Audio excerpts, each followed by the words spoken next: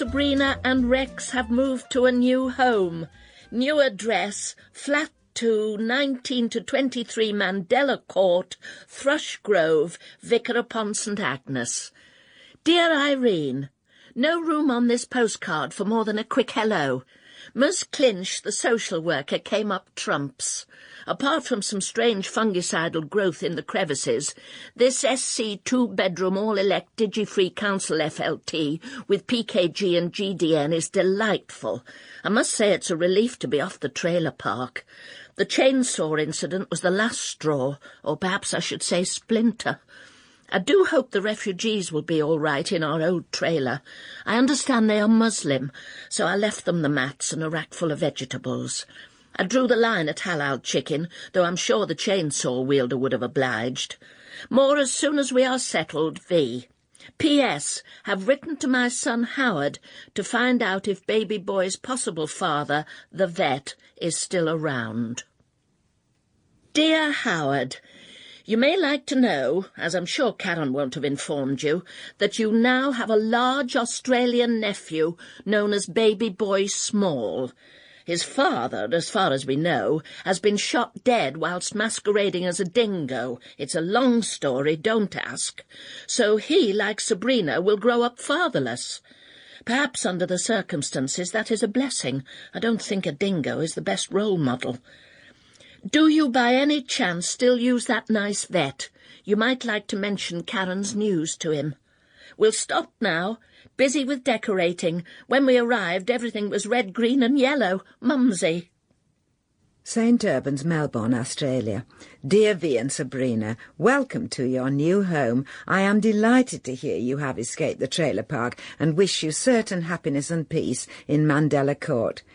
You may be surprised to know that its good influence has already made its mark down under.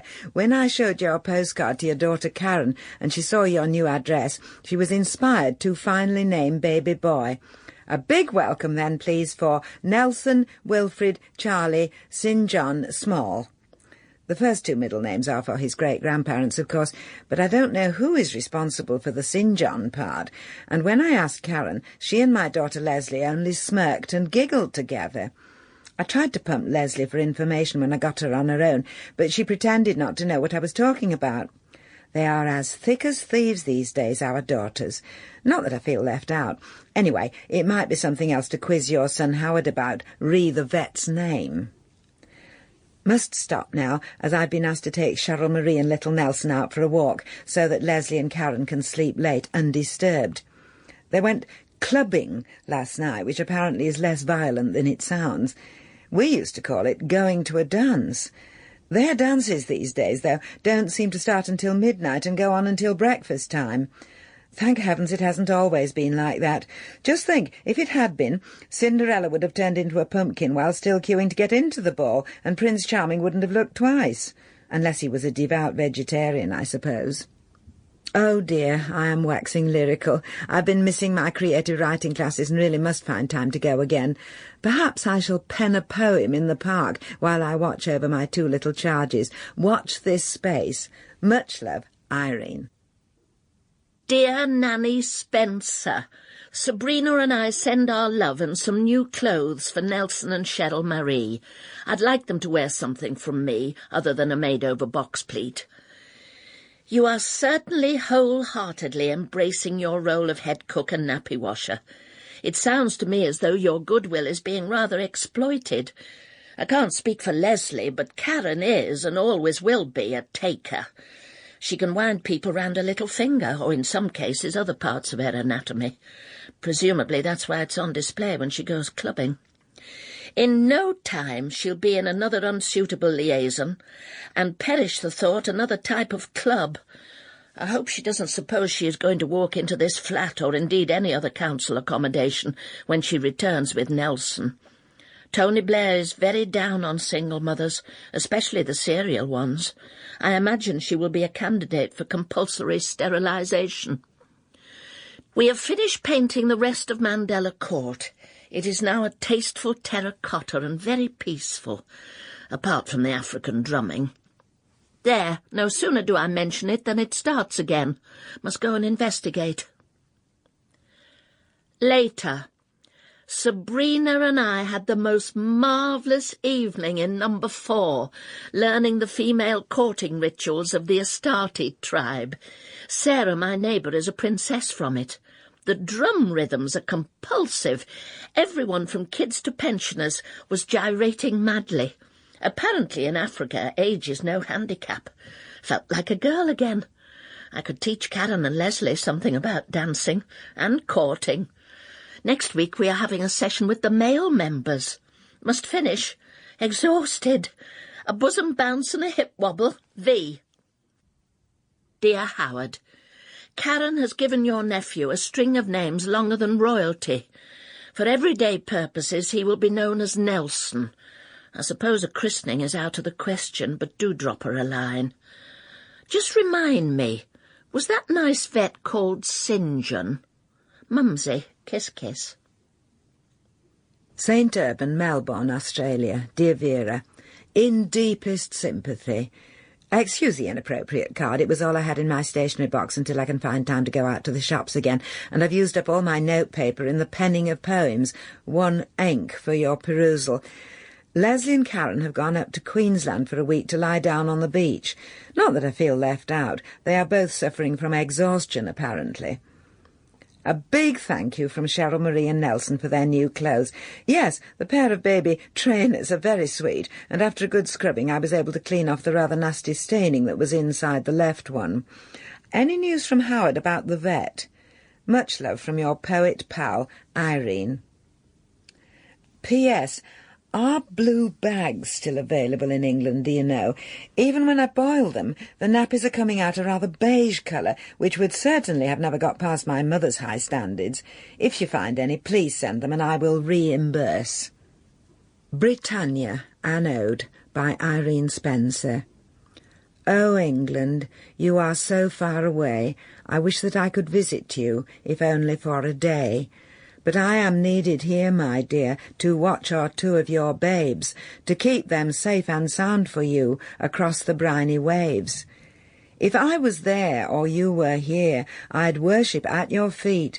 I'd wave at smiling bobbies and I'd keep my garden neat. I'd polish my silver tea set, I'd wolf my fish and chips. Your name and praise accordingly would never be off my lips. Oh, England, you are the best there is, how could I have forgot?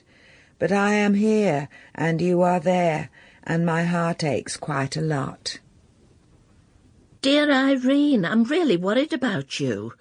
Perhaps it is poetic licence, but you are euphemising an England which hasn't existed since the 50s. It's clear you're very homesick. By the way, I've looked everywhere for Dolly Blues, as they used to be called, but like so much else they haven't survived the onslaught of modernisation. Are you perhaps feeding Nelson too much spinach? I recall my mother used to complain about the colour of tripe, which, as cows eat grass, was, in its natural state, green. I believe she used to soak it in bleach before putting it on my father's plate with gravy and onions. I don't think she ever used Dolly Blue. But that, as I was saying, was in the old days. I haven't seen tripe for sale for years. Makes one wonder, with all these newfangled farming methods, whether cows still have stomachs. I've spent sleepless hours thinking of you, penning your verses in the lonely night. I'm sure with 2 children to look after you don't get the time, except in the wee small hours. Be wary, that's the time temptation strikes. We don't want you back on the funny farm. Surely it's you who should be taking the holiday. Why don't you come home for one? Only a short time, of course. I realise you are indispensable in St. Urban. Do reply soon, dear, preferably not in the ode form. All our love, V and Sabrina. Sheepdipper's Shed, Shooter's Hill, Shale, Shap, near Great Shagthorn. Darling Mumsy, it's funny you should mention St. John. He's been asking about the family. Well, about Karen, to be specific. Waxing lyrical about their shared moments over entrails in the sheep shed. Says he can't wait to see Nelson. I've sent Karen a gorgeous baby boiler suit that Anthony made out of sheepskin, and I've asked her for some photographs. Is she coming home? Anthony would adore a baby. You know how broody he gets. Besides, we miss Karen for the milking. Your loving son, Howie. St. Urban, Melbourne, Australia. Dear V. You will never guess what's happened now. Never, ever in a million years. I'm reeling from the shock. I know I've been busy, but I can't believe I've been so blind. Lesley is marrying her boss. Or at least she intends to, once he's got a divorce from the very angry lady who called round to see me while Lesley and Karen were in Queensland. It turns out my daughter has been having an affair with the lady's husband for a year. Apparently Brian, for that is his nomenclature, was in Queensland with them. His wife had him followed by a private detective. You may think this shocking enough, but there's more. When Lesley got back from her holiday, I confronted her with my new and terrible knowledge and begged her in the name of decency to leave the poor woman's husband alone. "No, Mum," she says, as bold as brass, "it's too late for that." When I continued to press my point, she suddenly got very angry and pointed at her stomach and screamed, "I'm up the spout, you blind old bat, and it's his." Then without another word she and Karen went out clubbing. They said Lesley needed to taste her freedom as much as possible before she was lumbered with another baby. Vera, I hope you're sitting down, because there's even more. No sooner had I poured myself a small sherry with which to digest this news than there was a knock at the door, and when I went to answer it, a blond man with a suitcase and extraordinarily long legs bounced into the house and dashed past me shouting, "Where is he? Where's my baby boy?" Naturally thinking this was Brian, and knowing now from the Damon experience that a lot of men are very naive about making babies, I told him it was still in Lesley's tummy, where it would be staying for some long time yet, and he'd just have to wait. I knew I'd made a mistake when he asked me who the hell Lesley was, but I'd no idea how much of a mistake, until he suddenly pulled himself together, apologised very nicely, said he was sorry then, perhaps he'd got the wrong house, he was looking for a Karen and Nelson Small. It was St. John the vet, come all the way from Great Shagthorne.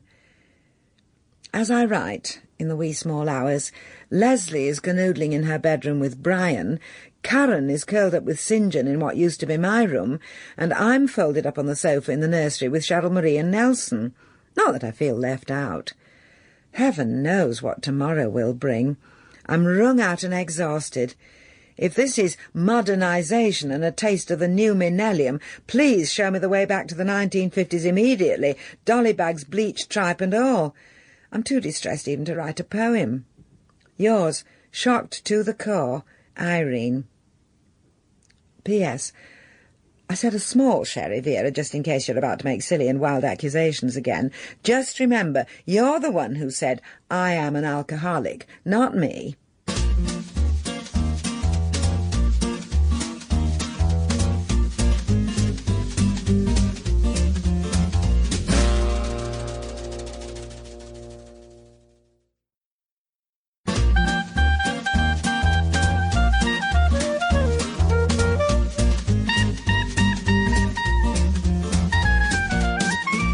Sheepdipper's Shed, Shooter's Hill, Shale Shap near Great Shagthorne. Dearest darling Mumsy, it's Horrorsville here, total chaos. St. John the vet just took off in the middle of the insemination season, saying his own offspring was more important. If you ask me, he's being a bit too free with his services. The sheep are wandering around, bleating madly. So is Anthony. He can't manage to impregnate them on his own, and he knows I faint at the sight of a syringe. He gets terribly cross with me, but as I say, at least it ensures I'll never become a drug addict. You absolutely must persuade them to come back. St. John is indispensable, even if he is usually out of it on animal tranks. That's why we're so late with the sheep. It took us months to drag him from his hovel. We'll even put up with Karen for his sake, and of course we'd welcome the baby. There's a pair of fabby sheepskin boots waiting here for him, and Anthony's already started casting the runes for his future. He definitely sees him as a sheep person, though I pointed out he isn't an Aries, thank goodness. Please, please do what you can. They can't be meaning to bring Nelson up with that frightful accent. Your loving son, Howie. Flat 2, 19 to 23 Mandela Court. My dear Irene, it never rains but it pours. Both of our daughters with new men and new babies. Let's hope it's wedding bells all round, and I don't care if that does make me sound old-fashioned. You must come home immediately. Bring your granddaughter, Cheryl Marie, if necessary. I doubt Lesley will mind. Brian certainly won't. In my experience, men are a bit odd about adopting other males' children. There's plenty of room at Mandela Court. What are Karen's and St. John's plans, do you know? Please convey my good wishes and tell them that there's a home for them and their new family-to-be in Great Shagthorne. Let me know your thoughts, and meanwhile I'll have a word with the social worker, Ms. Clinch, about housing. I'm sure our granddaughters would get on like a house on fire. They are of an age, after all. It would give us a little respite, too. Much as I love her, Sabrina runs me off my feet. If I complain to my new neighbour, Princess Sarah of the Astarte, she just laughs. She has 6 children and 24 grandchildren. They're in and out of her flat all the time. I've no idea how many actually live there. You would love our jolly neighbourly evenings. Photos Enc. That's me in the African turban. We'll finish, as I must go and sweep up the beer cans in the court. My turn today on the residence rota. At least you wouldn't be drinking alone if you moved here. And whatever you say, one small sherry tends to lead to another. Right soon. All our love, V. Dear Vera, naturally we in St. Albans are so relieved that you have taken time out of your busy schedule of going to neighbouring royalties' parties and clearing up your empty beer cans to find time to organise all our lives, including where we will live and with whom. Let me tell you that my initial reaction was, who does she think she is?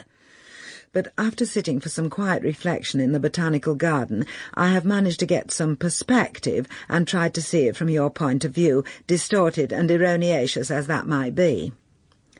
Obviously, as you mention it in every letter now, you have a drink problem, and this you must admit to before you will make any headway at all with combating your desire to be needed and to be in control of everything and everyone, even those of us on the other side of the world. Think about it. If one small sherry leads to another for you, then you must stop having the small sherry. It may be hard at first, but you know it makes sense.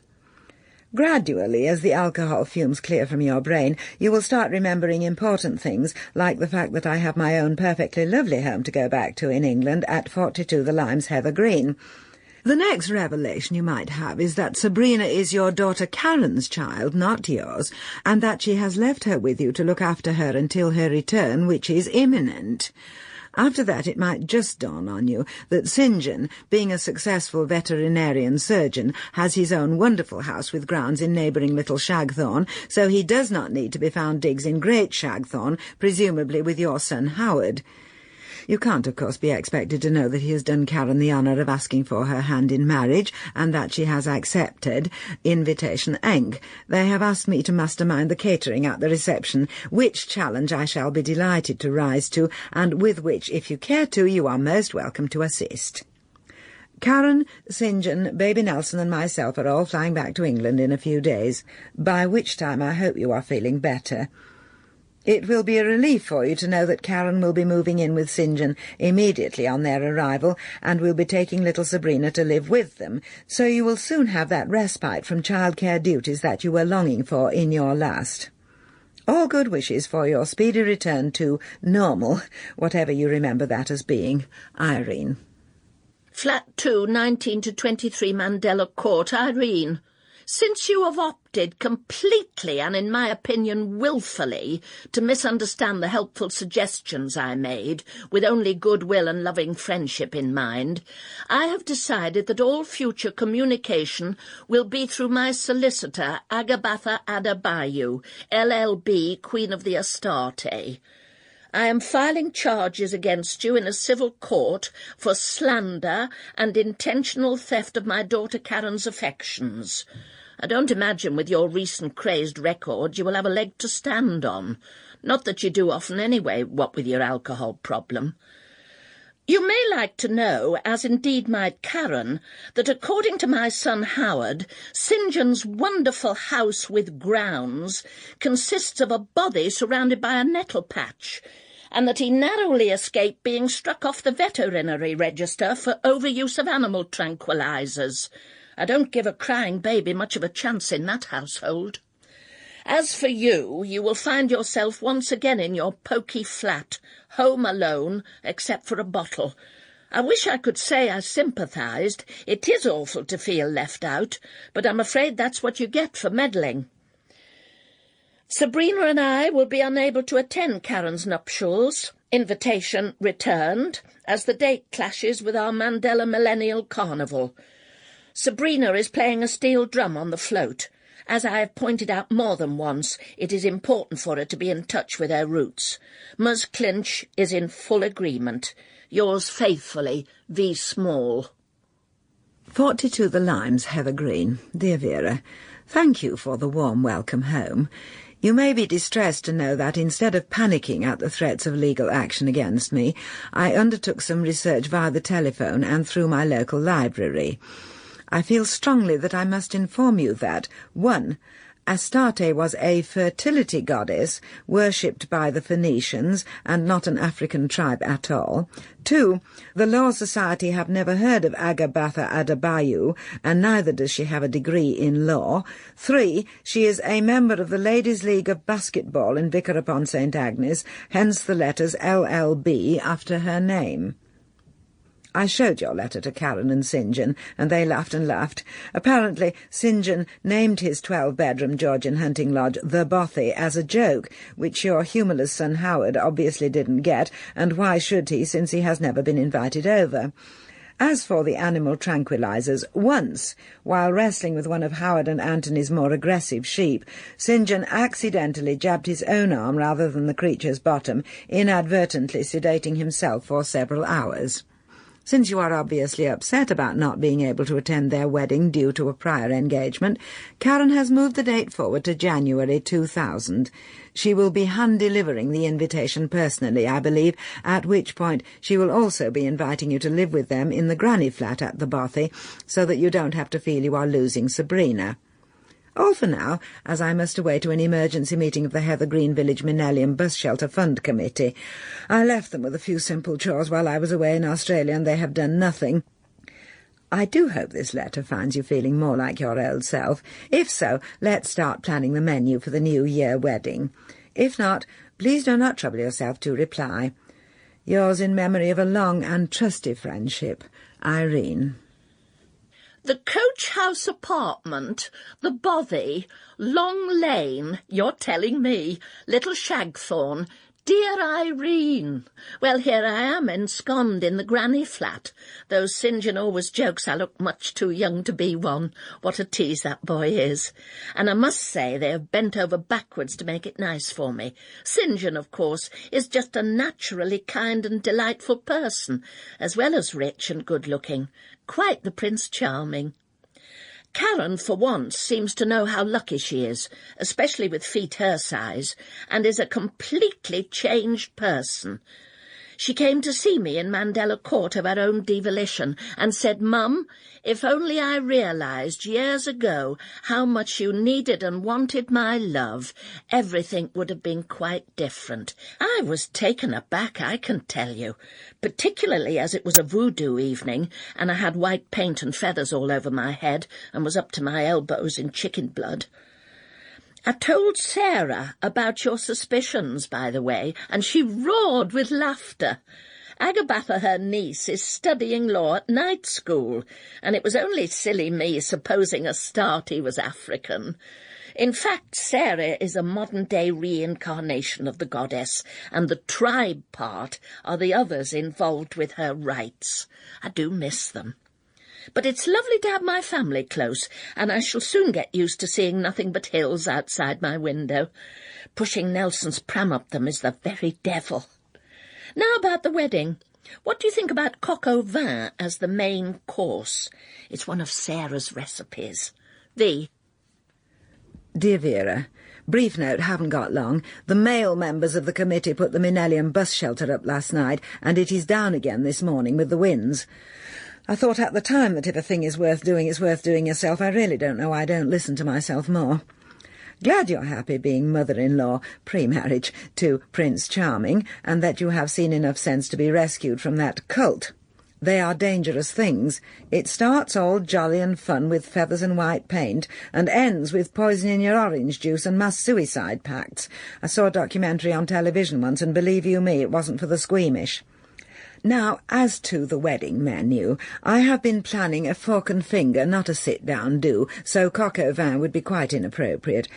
I thought you could make your old favourite, the blue cheese quiche, but with one refinement I've been experimenting with the addition of chives, and it lifts it from the ordinary to the sublime. I think we should give your salmon mousse a miss, though, given my upset tummy last time I had it at yours. But perhaps you could mastermind the salads? So glad we are friends again. Let me know your thoughts on the above. Much love, Irene. The coach house apartment, the bothy, dear Irene. You certainly should listen to yourself more. Of all the rude, ungrateful, ignorant, bossy, self-opinionated, interfering... I could go on, but I haven't got a dictionary to hand. You'd better hold your tongue, or you'll find one of your Menellium committee putting poison in your orange juice. At the moment, I'd be glad to supply it. Later. I've just been for a stiff walk up a mountain. Spoke to Jesus at the top and feel a lot better. If he could turn the other cheek for 2,000 years, I can manage till after the wedding. Salad recipes enclosed. Irene, do let's enter the millennium as we mean to go on, with tolerance. In love and friendship, Vera.